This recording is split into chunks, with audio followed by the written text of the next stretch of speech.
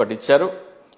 విశాఖపట్నం నా మనసుకు రాజధాని అంటే అక్కడ ప్రజలందరూ చప్పట్లు కొట్టారు కాబట్టి అక్కడ మీరు ఇంకొక రాజధాని ఇచ్చారు. అమరావతిలో ఒకటి ఇచ్చారు. అమరావతి ఏమో ఒకే కులానికి సంబంధించిన ఇది అంటే మీరేమో అక్కడ 50,000 మందికి ఇళ్ల పట్టాలు ఇచ్చారు. ధన్యవాదాలు అని చెప్పాలి. ఎందుకంటే 3 కర్నూలులోను హైకోర్టు సెక్రటరియట్ అసెంబ్లీకి కట్టి, అమరావతిలోనూ కట్టి, విశాఖపట్నంలో 9 కట్టలేం కదా. సో మీరు విభజించారు. నా మనసుకి చాలా దగ్గరగా ఉంది మీరు చెప్పిన ఆలోచన అని పవన్ కళ్యాణ్ అనాలి కదా. కానీ 3 రాజధానుల ప్రకటన రాగానే పవన్ కళ్యాణ్ గారు ఎందుకంటారు? ఓ మాట చెప్తాను. పవన్ కళ్యాణ్ గారు ఎందుకంటారు? ఏంటి జగన్ గారు అనాలి, మీరు చెప్పిన దాన్ని నేను తీసుకున్నా పోనీ అలా అయినా ఓకే. కానీ పవన్ కళ్యాణ్ ఏం చేశాడు?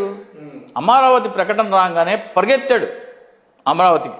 హైదరాబాద్ నుంచి అమరావతి ప్రత్యక్షమయ్యి కంచెలు పెడితే కంచెలు దూకాడు, జుట్టెగరేశాడు, తలెగరేశాడు, చేతులు విసిరాడు, కాళ్ళు విసిరాడు, మీ అంతు చూస్తా అన్నాడు.